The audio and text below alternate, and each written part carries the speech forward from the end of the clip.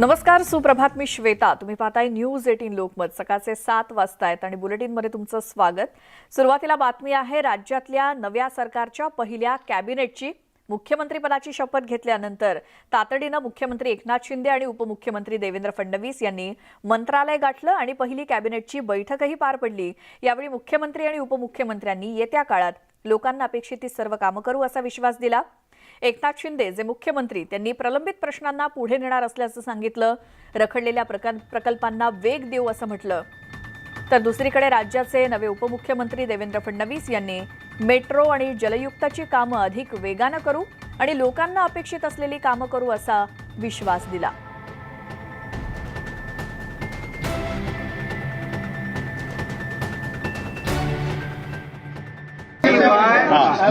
हमारे प्रकल्प है, जो प्रकल्प है जो उसका गति बढ़ाना है, उसको आगे बढ़ाना है और यही हमारा आज पहली बात जो पेंडिंग प्रोजेक्ट है जो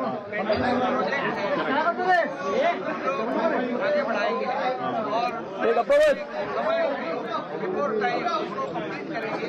ये आज की महाराष्ट्राच्या ज्या गरजा आहेत, महाराष्ट्राचा सर्वांगीण विकास हेच आमचं उद्दिष्ट आहे. सर, पीक पाणी खरीप वगैरे त्याची सगळे आढावा घेतलेला आहे.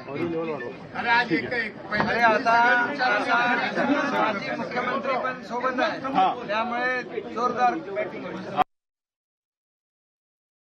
आपल्या सर्वांना शुभेच्छा देतो आणि आम्ही निश्चितपणे आपल्याला कल्पना आहेच की जेव्हा 5 वर्ष मी मुख्यमंत्री होतो त्यावेळेस पत्रकारांच्या प्रश्नाला आपण न्याय द्यायचा प्रयत्न केला.